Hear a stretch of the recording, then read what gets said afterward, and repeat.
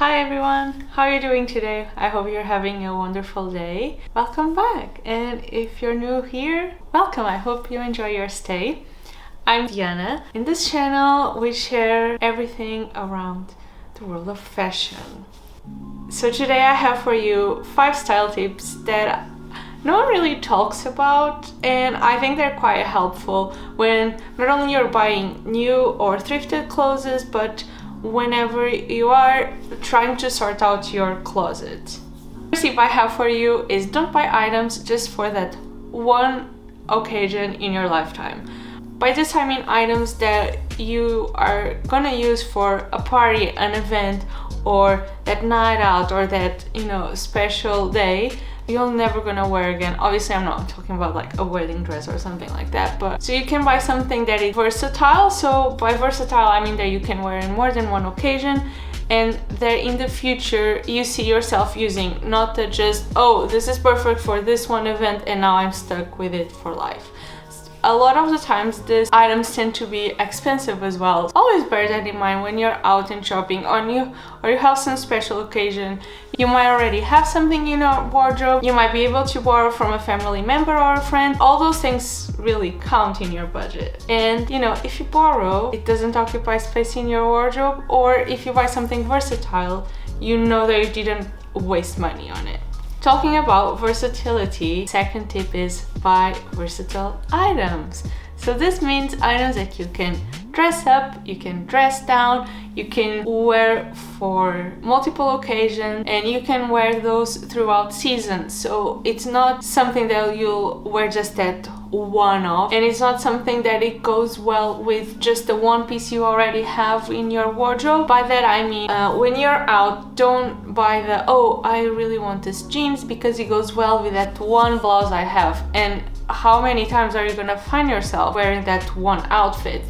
When you are out and trying to buy something new, oh, I can wear, this with 5 tops or 5 bottoms. It's a dress that I can wear up or down. I see myself wearing it for summer, the whole winter. I find that this happens a lot when people have holidays and they buy that, oh, I'm gonna, buy stuff for my holiday, and then they never use it again. So have that in mind as well. My third tip for you is that fashion is cyclic. By this I mean that items are more than likely to be in and out of style throughout the times, and now more than ever, because we live in a reality that is based off fast fashion, we are seeing that the cycles are becoming shorter and shorter and shorter. Items that you have from 1 to 3 years ago might not be trendy, but items that you have from 5 to 10 years ago are actually on trend. Make sure that you don't fall into trends and make your whole wardrobe just that one trend, because by the end of a year or two you're gonna find yourself with a whole bunch of clothes that you're never gonna wear. Make sure that your wardrobe reflects your style, and by that I mean that it's something that you see yourself wearing throughout years, and it's based off the quality of the item and the fit of the item,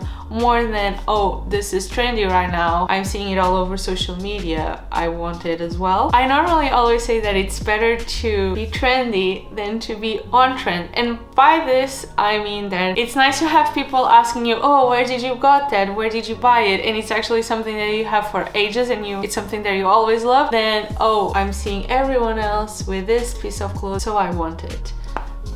And my sleeve is like, these sleeves are going all the way up. It's like this top. I have it for, I want to say 5 years. I have this shirt for 5 years, and I loved it for the print of it. I'm not sure how well you can see the print. And it's not like it was on trend or something. I just thought, oh, this is such a nice little t-shirt. It has the boat neckline, and I'm not big chested, so it looks quite good with show a bit of clavicle. And I've been using it for the last 5 years. Every summer I yank this out of my wardrobe, and I've had compliments on this shirt a few times actually. Not that people are walking around be like, Tiana, your clothes are so pretty, where did you get that? People don't do that, but I'll be like, oh, you look nice today. I'm like, thanks, it's old. My next tip for you is, just because it's designer, it doesn't mean that it's better. And this is something that a lot of people don't realize until they start buying designer. I window shop a lot of designers because I cannot afford it, or I'm not willing to shell out all that money for something that I see myself wearing. I don't know. How do I explain this?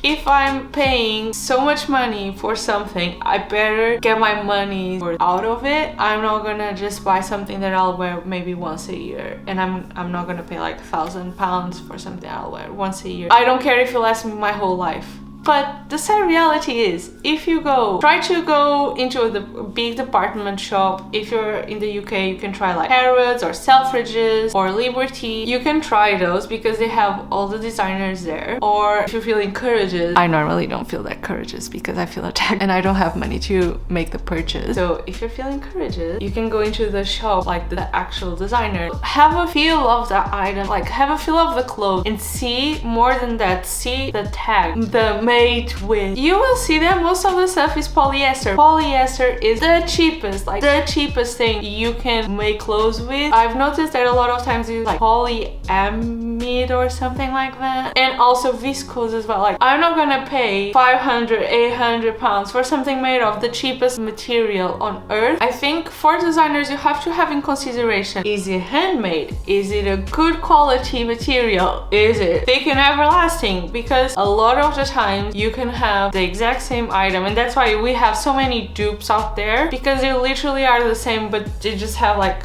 a nice like metal thingy there, or a ticket at the back saying, oh, this is from like, I don't know, Chanel, or I don't want to, from whatever, I'm not gonna name drop. So I'm saying Chanel because it's the first thing it comes to mind. Even though Chanel has really good craftsmanship,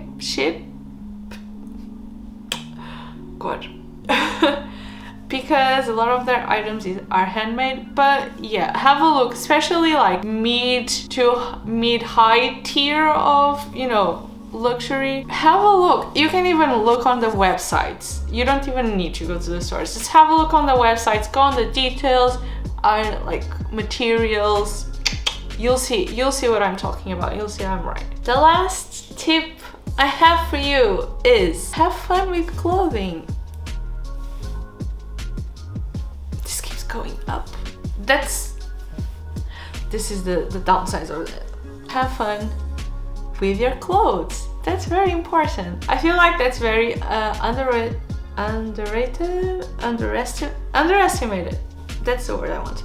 Underestimated, because clothes are the reflection of yourself. And if you're not having, you know, if you just wear stuff because you see someone else, they wore it and I want the same, and it actually doesn't suit you so perfectly where you have to wear it, you're not gonna be happy. And what's the point? Fashion is a form of self-expression, so it's a reflection of yourself and your personality, and you should have fun, and that's the best thing you can do. Those are all my tips. That's all I have to say for today. I feel like this is gonna be a short and sweet video.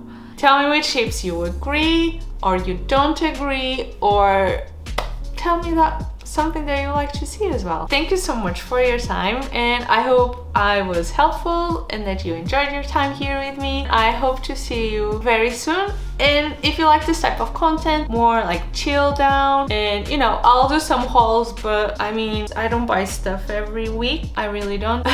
So chances are this is not a haul channel all the time, but I do buy stuff, you know, frequently enough. If it's the type of content you like, feel free to subscribe. Follow me on Instagram if you feel like it. If you don't, it's okay. I'll still be here for you. And yeah, take care, and I hope to see you very soon. Bye.